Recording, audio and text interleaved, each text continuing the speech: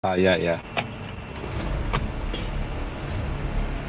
Ya, ini ya nomor sekian itu ya Pak Paul. Saya cuma konfirmasi apakah Pak Paul katakan bahwa fotonya Tuhan Yesus adalah fotonya tuang sampah. Dia tunjukkan ini ya, dia tunjukkan.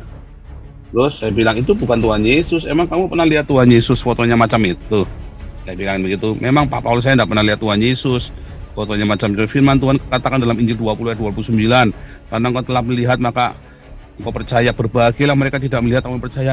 Lalu kalau ada ada foto Yesus itu mau percaya aja begitu sembarangan, terus melihat percaya saja. Itu goblok loh. Saya tidak percaya itu Pak Paul, walaupun saya tidak pernah melihat Tuhan Yesus fotonya macam itu. Tidak boleh begitu Pak Paul, harus rendah hati. Ngajari saya saudara, disuruh rendah hati, saya suruh ngakuin bahwa itu Yesus. Ini orang gobloknya minta ampun ya. Saya bilangin goblok loh. Saya tunjukkan ya. Dari foto ini mana yang Yesus nih? Saya bilang itu kan. Tunjukkan yang Yesus yang mana nih? Dasar goblok, bilang gitu. Dasar jemaat tolol. Disuruh rendah hati saya, disuruh ngakuin kalau itu Yesus maksudnya itu loh. Nah, terus saya bilang Tuhan Yesus yang mana? Terus saya bilang enggak apa-apa Pak Paul, Tuhan Yesus memberkatimu. Saya bilang Tuhan Yesus yang mana? Yang made in Amerika atau made in Jawa nih? Atau made in Makassar, Ibnu Kalam? Ya kan? Saya hanya mengingatkan Pak Paul waktu mengatakan foto tukang sampah di pinggir rumah saya waktu di Indonesia, sedih saya mendengarnya. Ya memang itu fotonya tukang sampah di depan rumah itu mirip kayak gitu, kumisan rambutnya gondong, jenggotan saudara.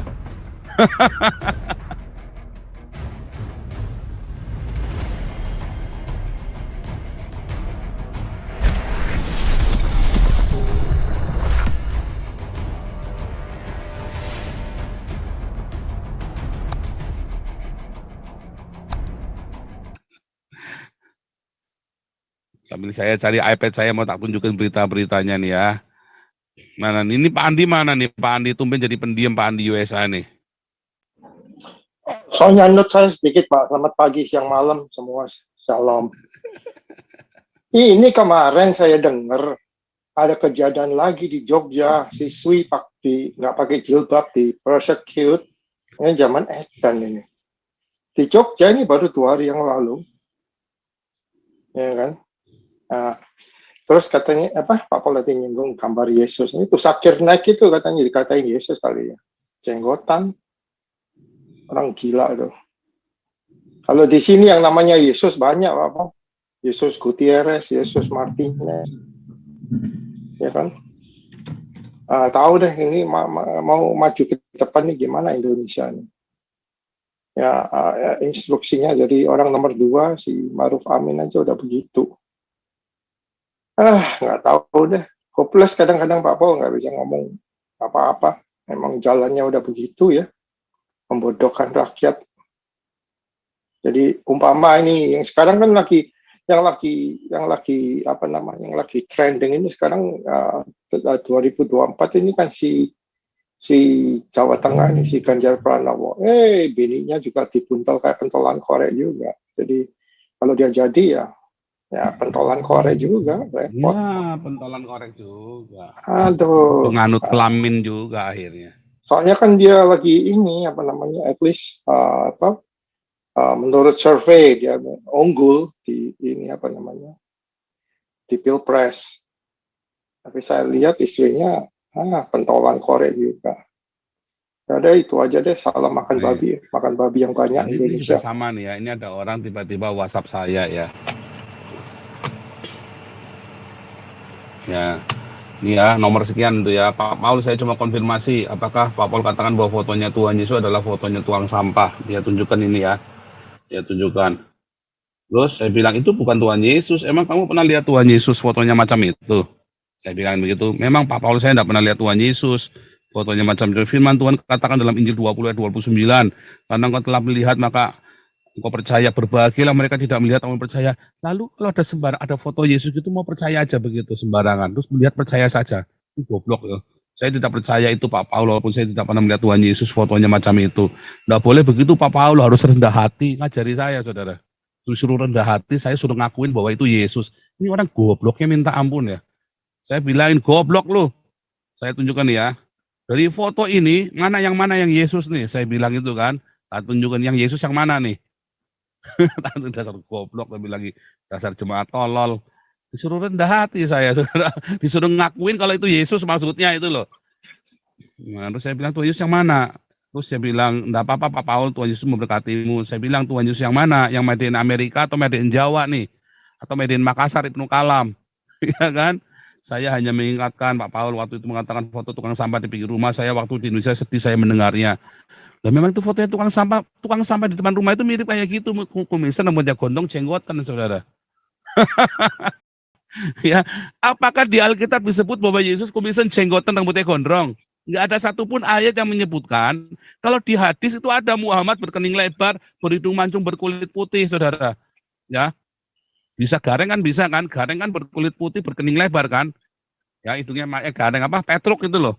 Bisa juga Petruk kan? Petruk kan berkening lebar, berkulit putih, berhidung mancung kan? Petruk kan? Sama kan? Pinocchio kan juga sama hidungnya maju. Untuk apa kotak? Jalannya agak bungkuk, Pak Muhammad juga. Nah iya. Pak, saya tahunya kan ceritanya waktu pengadilannya Muhammad KC, mereka kan ngamuk kan waktu dibukakan buku mereka, apa description-nya si Muhammad, jidat lebar, mata besar, hidung mancung, bengkok kali, petet kali. Makanya, terus jalannya bungkuk, mereka ada orang nggak terima, iya, foto kemarin tertulis di buku mereka. Ada terus orang nggak terima. Itu ada cerita nih, kira-kira 10-15 years ago, ya 15 tahun. Ini ada cewek nggak sadarkan diri untuk beberapa minggu gitu ya. Terus dia ini pinter gambar. Nah, terus itu satu cewek dari Amerika, satunya cowok dari negara di daerah Timur Tengah. Begitu juga nggak sadar ketemu Yesus. Nah, ini dua orang dari dua belah dunia gambar bisa persis. Jadi yang gambar-gambar Yesus itu bukan lain ceritanya. Nah, itu it's an amazing story itu. Jadi ini dua orang dari dua belah dunia pada koma, terus lagi bangun gambarnya bisa persis penglihatannya. Nah, itu another story. Udah, itu aja yang tak tambahin. Ya, ini cerita Yesus, ada orang nggak terima Yesus nih ya. Semakin lama kau semakin keluar dari rel. Katanya kau juga bilang Thomas kaget waktu Tuhan Yesus menampakkan diri kepada Thomas, memang kaget. Ingat tugas kita, Pak Paul memberitakan Injil, jadi tidak usah aneh-aneh goblok lu macam kadrun. Saya kasih 1 miliar kalau kamu bisa buktikan itu foto Yesus menurut Alkitab. Iya kan? Jadi Anda kalau beriman pun orang Kristen jangan tolol, saudara. Ya, nanti hari Minggu kita bahas detail ya. Tidak apa-apa, iya lu kan memang pintar. Iya, memang saya pintar. Ya kan? Ya, Pak Paul, Tuhan Yesus Kristus memberkati muka. Memang sudah memberitakan Injil berapa banyak sudah kamu baptis. Kamu ngajarin saya memberitakan, kamu sudah memberitakan. Anda yang mau ngajarin saya pemberitaan Injil, Anda sudah baptis berapa orang, Anda sudah beritakan, dan apa yang sudah kamu lakukan untuk Injil? Apa yang sudah kamu korbankan buat Injil? Ya, Pak, mestinya nggak usah ngomong goblok-goblok. Kalau nggak tak ngomongin goblok, kamu nyadar nggak? Nggak nyadar. Coba berapa banyak kita bicara ya. Daniel Alexander itu sudah ngomong sehalus apa? Anda tahu Daniel Alexander ya, pendeta Daniel Alexander itu sudah halus sekali mengkritik gereja. Apa ada yang dengar? Apakah ada yang dengar? Adanya dia difitnah, saudara. Ketika Pak Daniel Alexander itu mengkritik gereja dari tahun 90-an, ya, dari tahun 90-an saya dengar pertama kali khotbahnya beliau ya, atau itu di kampus ya, tahun 94, saya ingat sekali. Pertama kali saya dengar khotbahnya pendeta Daniel Alexander, saya terkagum-kagum sama beliau. Beliau kritik gereja, dia disingkirkan dari gereja, malah difitnah, saudara. Ya kan? Apakah ada gereja yang dengar? Nggak ada. Begitu saya ngomong dengan keras, gereja banyak yang bertobat, saudara. Begitu saya ngomong dengan keras, gereja banyak yang bertobat. Jadi apa bedanya sama kadrun, Pak Paul? Si kadrun kalau Muhammad dikritik ngamuk. Ini orang Kristen kritik gambar Yesus apa ngamuk, ya sama lah, kadrun juga lah.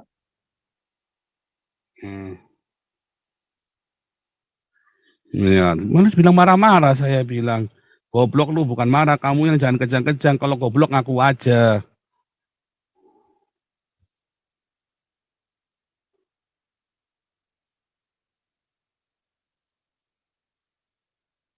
Itu ya.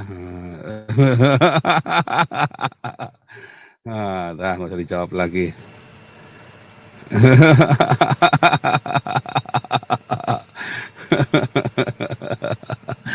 di blok saja ya, nggak usah dibalas lagi kalau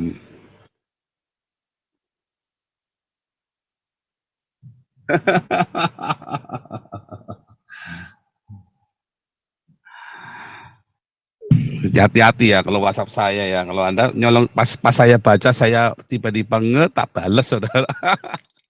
Kalau Anda ngomongnya konyol-konyol begitu saya sikat, saya nggak tahu. Mengapa saya harus keras? Karena saya nabi ke-26 saudara. Kalau saya nggak keras saya bukan nabi. Dan kalau saya ngomongnya baik-baik, alus-alus saudara nggak bakal dengar. Orang kalau sudah macam begitu, diomongin alus nggak bakal dengar saudara.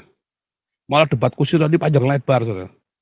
Ya, kan gitu masih kata des, langsung. Biar dia suruh mikir.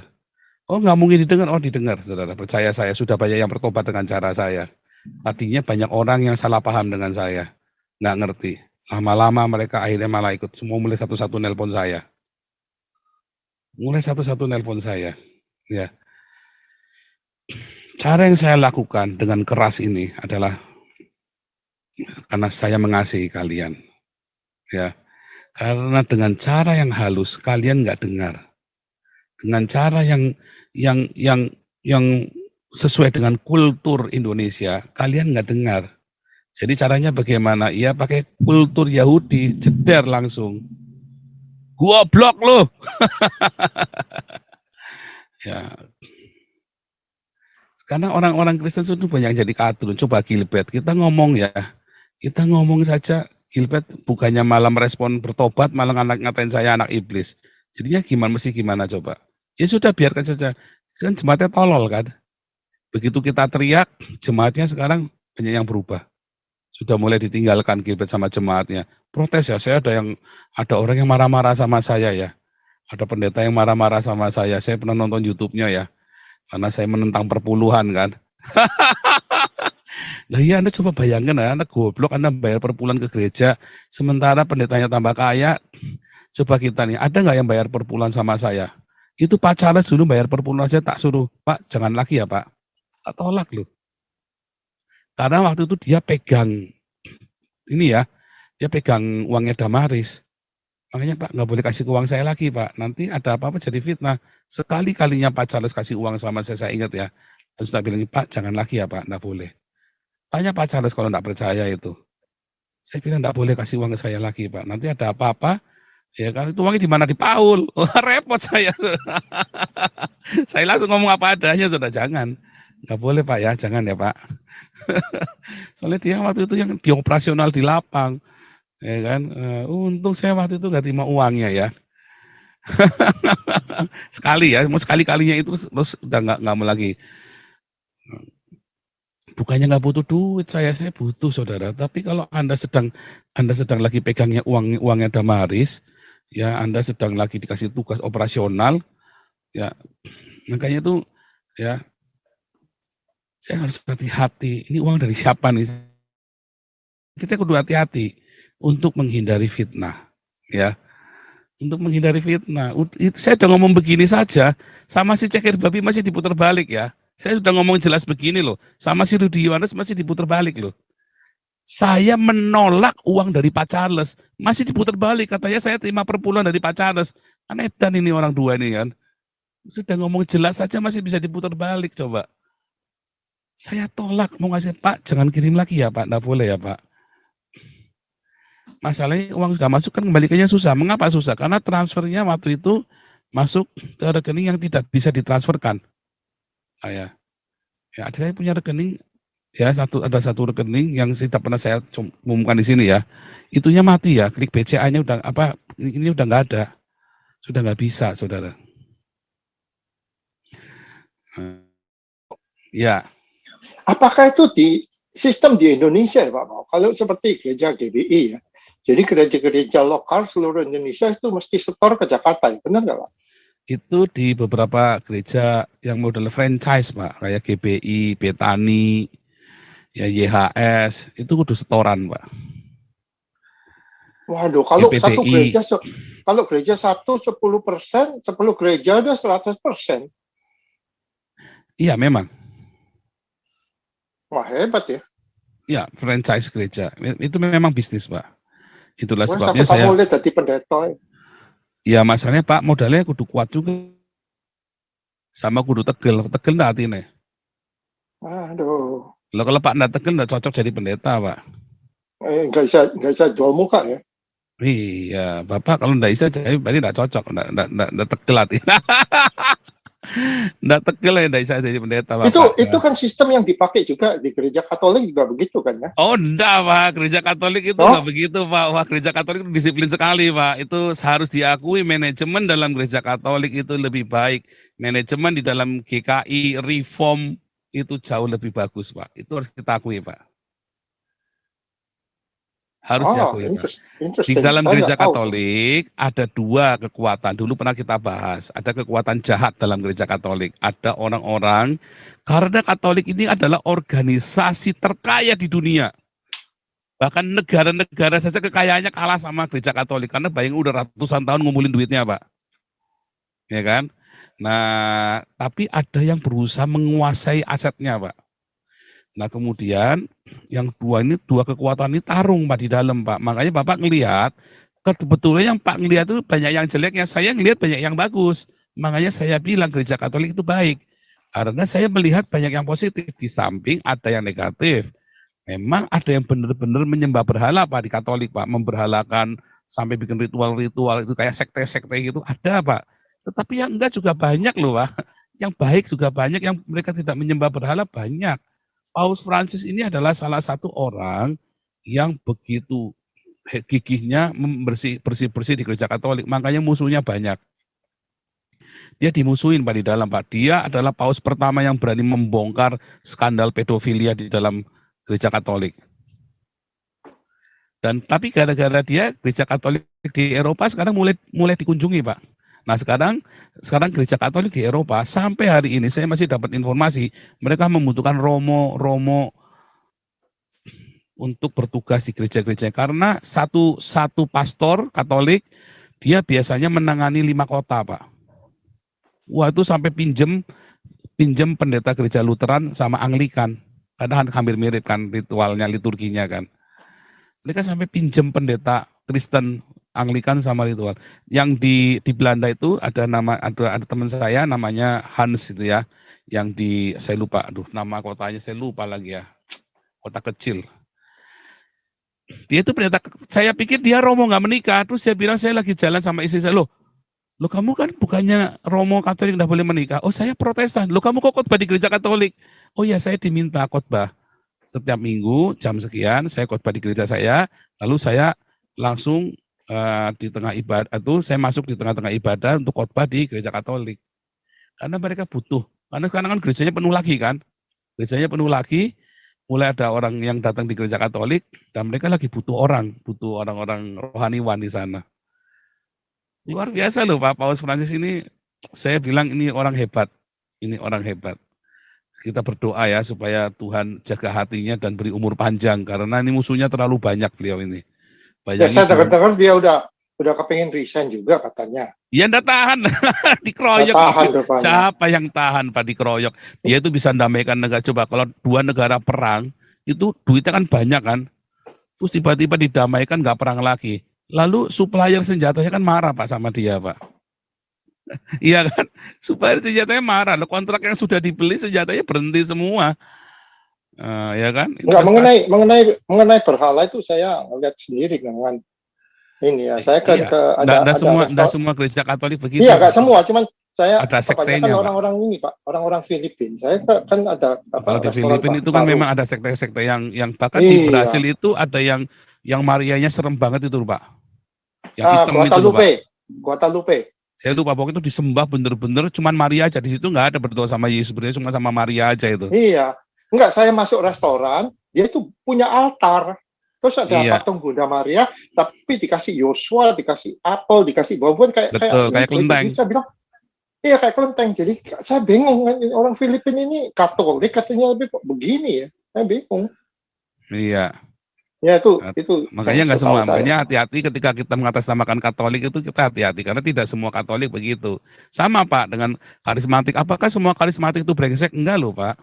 Yang baik banyak, saya juga ngelihat Pak. Apakah gereja Pentekosta jelek? Enggak semuanya. Cuman belakangan ini Karena diajarinya begitu, para full timer ini juga kan nonton dari seniornya. Loh, kami dulu kan saya alumni Betani ya, dulu ya. Betani adalah gereja bisnis, itu terang-terangan bisnis, Pak. Tetapi tidak semua pendeta Betani itu busuk loh, Pak. Mereka Betan, mengadopsi sistem manajemennya, ya, karena itu benar-benar profesional. Karyawan di Betani itu dihargai loh, Pak. Digaji dengan profesional loh, Pak. nah pemain musiknya aja dibayar kok. Dibayar, Pak. Itu teman-teman saya loh. Saya kan dari pemain musiknya Betani dulu. Kami dibayar Nah, dengan profesional loh, Pak. nah Betani itu kan asalnya dari GBI Pak Paul, benar nggak? Iya, Asalnya kan dari keluar. dari Terus kita keluar. itu Om Senduk, Om Senduk. Iya, terus kan terus keluar. Saya ikut tanda tangan keluar. Keluar. Ya, karena apa? Karena waktu itu kita setiap kali bikin cabang baru dijegal, Pak. Yang jegal GBI, Pak. Bahkan dilaporkan ke polisi, Pak. Sama GBI. Ya kan? Nah, itu daripada ribut terus kita keluar aja kan. Kan simpel kan daripada ribut. Tapi Pak Niko sama Pak Arifin kan tetap di dalam. Ya kan? Tapi Pak Alex keluar, saya juga ikut tanda tangan keluar. Gitu, Pak. Nah, tapi kita nggak cerita itu ya. Ya terus Pak Alexnya soge kok sampean di kere apa sih Pak? Loh, saya nggak kere dulu, Pak. Saya nggak kere, Pak. Saya zaman di Betani, saya lumayan loh, Pak. Saya punya rumah, punya kendaraan loh. Ya kalau dibandingkan si Alex kan, wah. Oh ya, enggak dong, Pak. Itu kan Melimpah ruah. saya kan bukan gembala senior, Pak. Dan saya kan memang tidak mengadopsi sistemnya dia. Papi saya dari kecil sudah ngeling ke saya, Pak. Tetapi saya setuju dengan sistemnya itu, saya setuju, Pak. Mereka profesional loh, Pak. Mereka enggak main-main loh, Pak. Itu orang-orang miskin itu dikasih sembako loh, Pak, sama mereka loh, Pak. Itu kalau jemaatnya 1.000 ya kan, ya. Itu yang separuh yang 500 miskin, yang 200 itu benar-benar di bawah garis kemiskinan. Yang tiap itu dikasih sembako, Pak. Itu ada cara hitungnya, Pak. Sehingga rugi enggak rugi.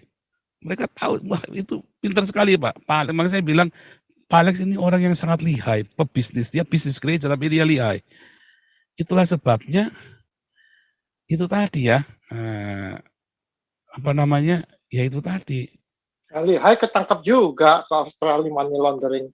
Enggak, Pak, ketangkapnya bukan Pak Alex itu kan karena berzina kan. Oh, bukannya si apa namanya money laundering ke Australia. Enggak. Bersamaan nama yang Singapura tuh siapa namanya? Konghi. Bukan money laundering, bukan. Bukan, Pak. Konghi pun bukan, itu salah prosedur, Pak. Salah prosedur penggunaan uang gereja. Yes, lanjutinnya aja Pak. Kabah ke Sumatera. Nah, Konghi itu orang yang baik loh, Pak. Dia salah prosedur, makanya pendeta-pendeta hati-hati dengan gaya hidupmu. Salahnya Konghi itu karena gaya hidupnya yang luar biasa. Dia beli rumah di Beverly, itu gara-garanya itu saja. Kalau dia tetap hidupnya sederhana, nggak mungkin dikejar-kejar.